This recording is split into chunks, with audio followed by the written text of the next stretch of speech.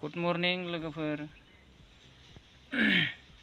दिनैनि गोदान भिडियोआव बरायग्रोना लाबाय।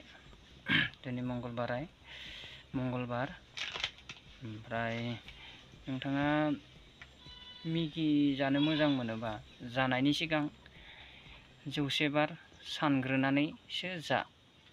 आरो गथ'फोरनो बायना होयो नामा?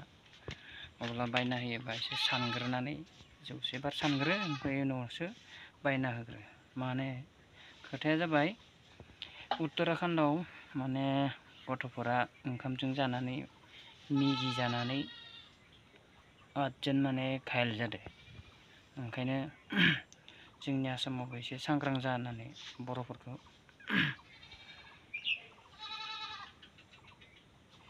होनायनि सिगां जानांगौ जानाङा बेखौ सानग्रो। एसे गथ'फोरखौबो बुंनानै हो, अब्लानो जानो गारगोन बिसोरो। बिदिब्ला आं दसे उनाव स्क्रिनाव होगासिनो। गोसाथार लोगोफोर, नोगोद गरमखा दिनै। दंफां साया सिङाव थागासिनो आं दा नै।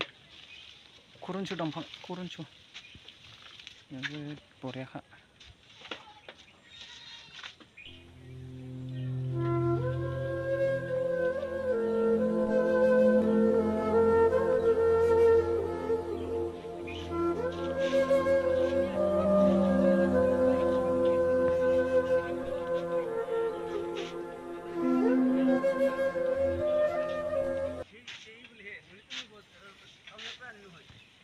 भिडिअखौ नायनानै मोजां मोनोबा लाइक खालाम, शेयार खालाम, साबस्क्राइब खालामनानै ला।